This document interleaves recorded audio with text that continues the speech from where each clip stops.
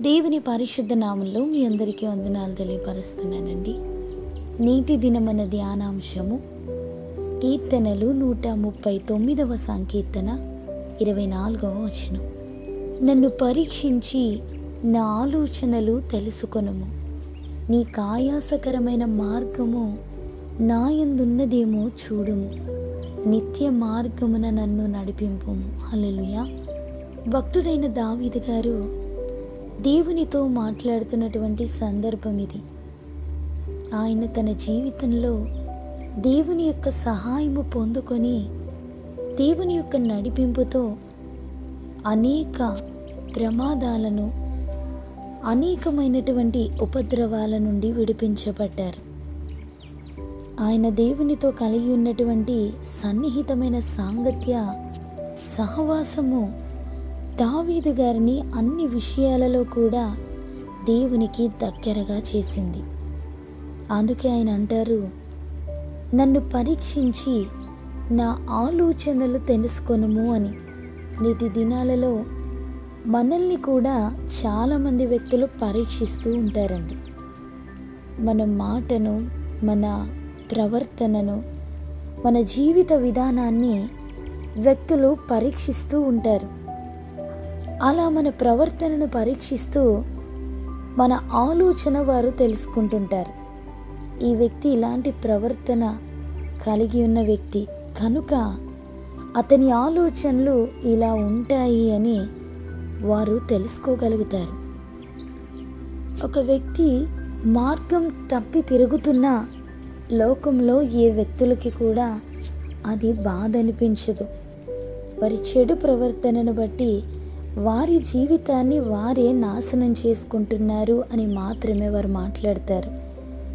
అయితే దేవుడు మన యొక్క మార్గాలను దృష్టించి చూస్తున్నారు అనే విషయాన్ని మనం జ్ఞాపకం చేసుకోవాలి. అందుకే దావీదు గారు, నీకు ఆయాసకరమైన మార్గము నా యందు ఉన్నదేమో చూడుము, నిత్య మార్గమున నన్ను నడిపించుము అని ప్రార్థన చేస్తున్నారు. ఆత్మీయ జీవితంలో మనం ప్రయాణిస్తున్నటువంటి మార్గము దేవునికి అంగీకారమైనదిగా ఉందా? సత్య మార్గములో మనం వెళ్ళగలుగుతున్నామా? యథార్థంగా జీవించగలుగుతున్నామా? దేవుడు మనల్ని అంగీకరించేట్టుగా ఆయన సన్నిధిలో తగ్గింపు కలిగి ఉన్నామా? ఆయనకి వ్యతిరేకమైన మార్గాలలో మనం ముందుకు వెళుతున్నామా అనేది ప్రతి ఆత్మీయులు పరీక్షించుకోవాలి. నిత్యమైనటువంటి మార్గమున మనము నడవడానికి మనల్ని మనం సిద్ధపరచుకోవాలి, వాక్యాన్ని ఆశ్రయించాలి. దావీదు గారి జీవితంలో బత్షెబాతో పాపం చేసినప్పుడు నాతాను ప్రవక్త దావీదు యొద్దకు వచ్చినప్పుడు దావీదు గారు పడినటువంటి వేదన, దేవుని సన్నిధిలో తను కలిగి ఉన్నటువంటి భయము, ఆందోళన, దేవుని యొద్ద తన పాపాన్ని గురించి రాజు ఒప్పుకున్నటువంటి విధానం ఎంతో ప్రత్యేకమైనదిగా ఉంటుంది. నా అతిక్రమాలను తుడిచివేయుము అని ఆయన ప్రార్థన చేస్తున్నారు. నీ దృష్టి ఎదుట నేను చెడుతనము చేశాను, నేను నీకు నీతిమంతుడుగా కనపడను, నన్ను క్షమించు అని, నేను పాపములోనే పుట్టినవాడను, పాపములోనే నా తల్లి నన్ను గర్భమున ధరించింది అని ఆయన దేవుని సన్నిధిలో తన హృదయాన్ని కృమ్మరించుకుంటున్నారు. ఆయనకు శుద్ధ హృదయం కావాలని, అంతరంగములో స్థిరమైన మనసు నూతనంగా పుట్టాలని, నీ సన్నిధిలో నుండి నన్ను త్రోసివేయకు, నీ పరిశుద్ధాత్మను నా యొద్ద నుండి తీసివేయకు అని దావీదు గారు దేవుణ్ణి పలుమార్లు ప్రార్థిస్తూ ఆయనను వేడుకుంటున్నారు. మన జీవితంలో మనకి కావలసినటువంటి ప్రతి అవసరతని కూడా దేవుడు తీర్చగలరు. మనము ప్రయాణించే మార్గాలు మనల్ని గమ్యానికి చేర్చవు, కానీ దేవుని మార్గములో నిత్యత్వాన్ని మనం పొందుకోగలుగుతాము.